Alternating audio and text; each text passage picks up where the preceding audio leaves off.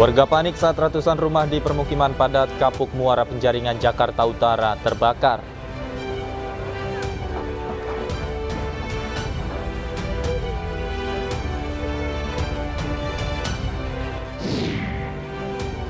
Polisi dalami penganiayaan seorang balita oleh oknum dokter di Makassar, Sulawesi Selatan karena diganggu saat main catur.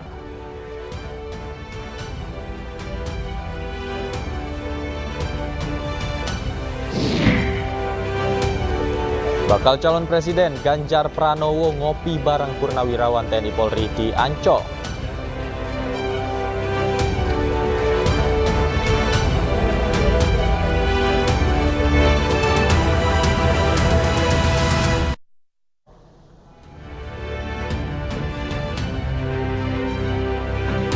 Halo, selamat sore pemirsa, demikian tadi berita pilihan iNews sore hari ini bersama saya Davi Pratama. Pemirsa, kita awali iNews sore hari ini dengan informasi ratusan rumah di kawasan Kampung Empang, Kapuk Muara Penjaringan, Jakarta Utara terbakar. Besarnya kobaran api membuat warga panik.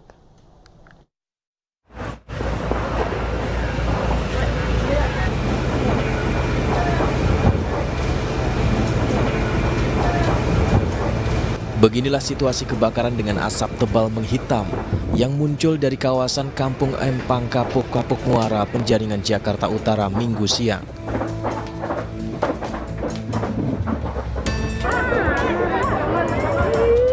Besarnya kobaran api membuat warga panik lantaran kebakaran yang kian meluas. Mereka berusaha menyelamatkan diri, keluarga, dan membawa barang yang tersisa.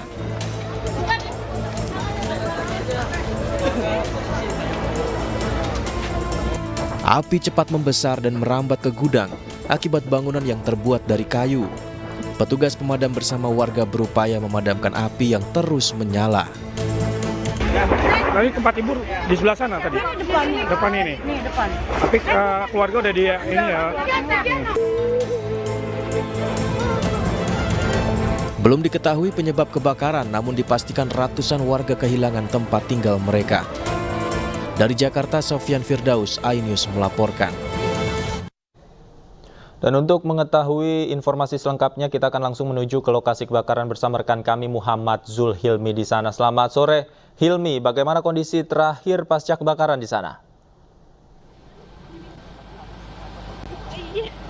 Ya, selamat sore Davi dan juga pemirsa. Untuk saat ini kondisi di Kapuk Muara 2 Penjaringan, Jakarta Utara ini sedang melakukan pendinginan, di mana petugas dari pemadam kebakaran dari Dinas Jakarta Utara dan juga Jakarta Barat masih terus berjuang untuk melakukan pendinginan setelah tadi terjadi kebakaran sekitar pukul 9 di RT 1 RW 3 Kelurahan ataupun Kecamatan Penjaringan, Jakarta Utara, dan juru kamera Rizky Yulianto sedang memperlihatkan bagaimana kondisi saat ini, di mana rumah-rumah warga di sekitar RT 1 RW 3 Penjaringan, Jakarta Utara ini sudah ludes terbakar.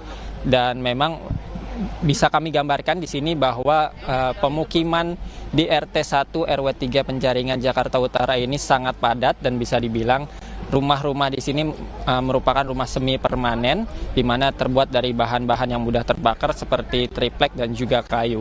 Dan memang untuk model rumah di sini pun seperti rumah panggung, karena memang pada dasarnya di sini merupakan dulunya daerah muara atau perairan, maka warga di sini membangun rumah dengan bentuk rumah panggung. Dan bisa dilihat api pun saat ini masih tebal, di mana untuk saat ini petugas kebakaran masih melakukan pendinginan di titik-titik api yang menjadi penyebab dari kebakaran yang terjadi pada Minggu pagi tadi.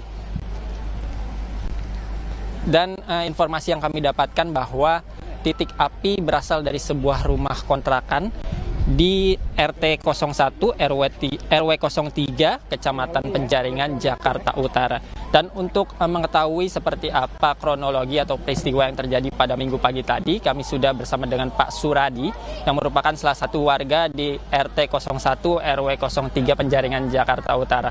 Selamat sore Pak Suradi. Selamat sore. Pak Suradi, sebelumnya kami mengucapkan turut berduka atas peristiwa yang terjadi Bapak. Dan mungkin Bapak bisa ceritakan sedikit seperti apa kejadian pada pagi tadi Pak.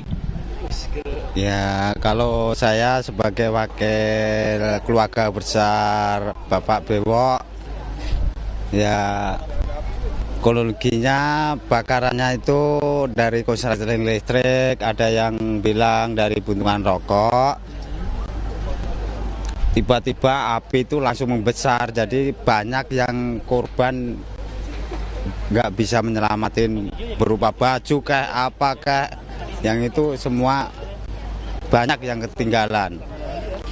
Rumah pun nggak ada yang sisa, kebakar semua.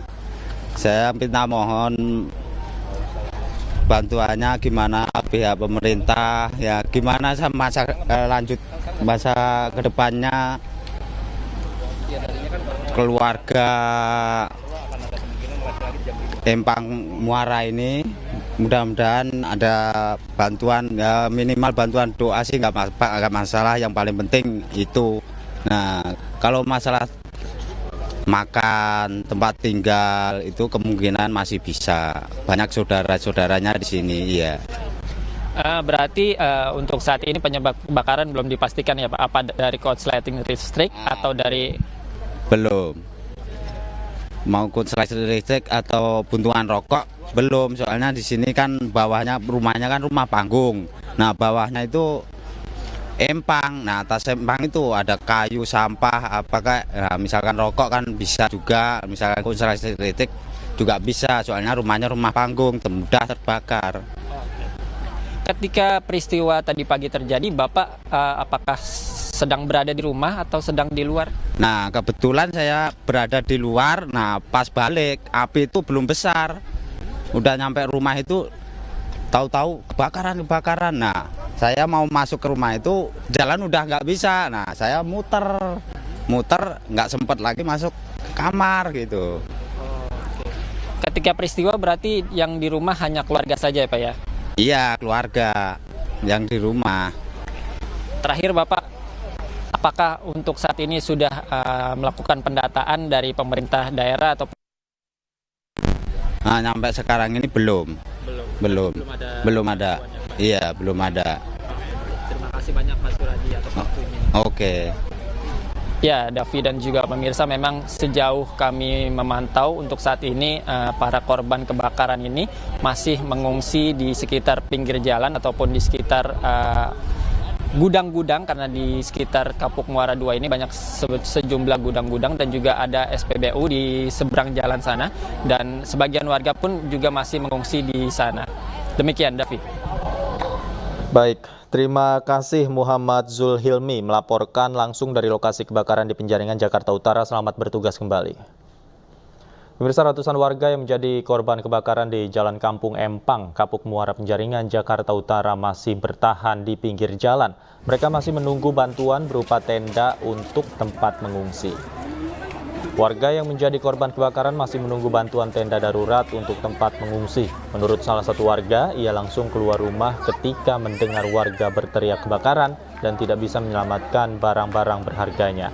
Warga yang menjadi korban kebakaran ini juga masih belum mengetahui akan bermalam di mana, karena belum ada tenda pengungsian di dekat lokasi kebakaran. Petugas pemadam kebakaran masih berusaha untuk melakukan pendinginan pasca kebakaran.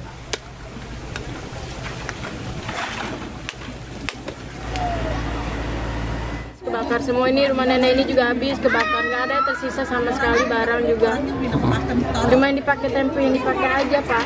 Itu kedengarannya gimana Bu, Ibu? Kayak bunyi prepet kayak konslet. Itu pas di belakang rumah saya itu pas kalangan sama kamar mandi doang. Itu pas apinya di belakang rumah saya banget. Langsung keluar? Langsung keluar, saya nggak boro-boro mikirin barang Pak. Ini masih pada tidur bocah. Akhirnya saya mikirin anak-anak aja sama seragam sekolah, udah. Rumah anak. Terus pas kedengarannya gimana Bu? Ya orang udah pada geger, ada kebakaran, terus langsung beberes sih, nggak ngelihat dari mana. Terus rumah Ibu habis? Habis. Semua nggak ada yang... Nggak ada yang ngebawa. Kan udah nggak bisa ke sono, udah takut. Oh, Ibu nggak sempat pulang Bu ya? Enggak. Bu, kalau begini ntar malam dari mana nih Bu? Nggak tahu dah, ini numpang di anak. Sementara itu, pemirsa, gudang tempat penyimpanan kardus yang berada di Jalan Prepedan Raya, Kelurahan Kamal Kalideres, Jakarta Barat, ludes dalap si jago merah. Diduga api muncul dari alat las yang sedang digunakan oleh para pekerja. Kobaran api dengan cepat membakar seluruh kontainer yang merupakan gudang penyimpanan kardus yang berada di Jalan Prepedan, Kelurahan Kamal, Kecamatan Kalideres, Jakarta Barat pada Minggu siang.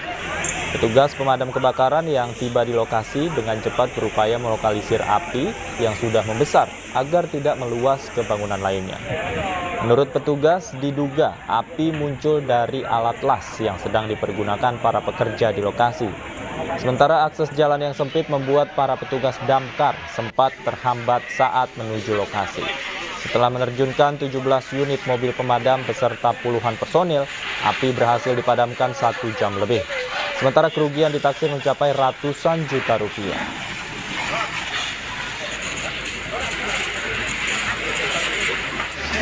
Kardus itu cuma bahan kertas ini, memang bahan bakunya biasa diimpor bukan dari negeri. Jadi posisi kardus ini ada di sebuah kontainer yang siap kirim ke luar negeri.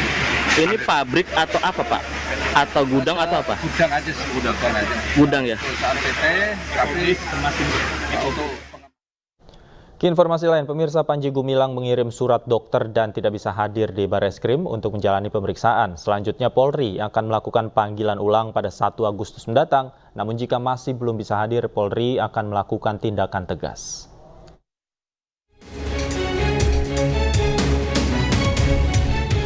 Mangkir dari panggilan pemeriksaan karena sakit. Itulah yang dilakukan pemimpin Pondok Pesantren Al Zaitun saat seharusnya memenuhi pemeriksaan sebagai saksi di Bareskrim Polri kemarin.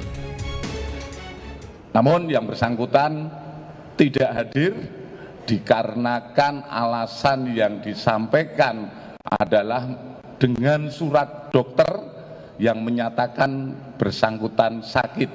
Namun itu hanya surat dokter yang menurut kami secara formil tidak bisa kami buktikan. Oleh karena itu, kami melayangkan panggilan kedua, yaitu kami panggil sebagai saksi dan diharapkan besok tanggal 1 Agustus yang bersangkutan bisa hadir untuk memenuhi panggilan kami. Saat ditanya mengenai surat dokter tersebut, tim kuasa hukum Panji Gumilang hanya menyebut bahwa kliennya akan hadir usai pemulihan kesehatan. Kalau kondisi Pak Panji hari ini masih dalam pemulihan, ya, kata dokter harus istirahat, ya maka hari ini masih pemulihan aja. Ya insya Allah nanti kalau undangan klarifikasi akan datang. Seperti itu. Memastikan bahwa memang benar sakit, di Pondok Pesantren Al Zaitun, Panji Gumilang memperlihatkan tangan kirinya yang dibalut kain berwarna biru. Sakit apa sih kemarin sih? Patah. Tangan kiri. Tangan kiri patah. Kenapa sih? Patah. Dibilang patah kok kenapa? Barangkali jatuh atau apa maksudnya sih? Biasa jatuh. Meski begitu, Polri menegaskan bisa saja melakukan jemput paksa jika masih mangkir tanpa alasan kuat sesuai dengan undang-undang. Penyidik mempunyai kewenangan yang akan dilaksanakan. Tentu saja secara aturan undang-undang ketentuan kita akan menggunakan ketentuan ataupun peraturan yang ada. Saya jawab seperti itu. Polri memastikan pemeriksaan berikutnya diagendakan pada 1 Agustus mendatang. Tim Liputan iNews melaporkan. Tak terima diganggu saat bermain catur, seorang dokter di Makassar, Sulawesi Selatan menganiaya balita berusia 3 tahun. iNews Sore segera kembali.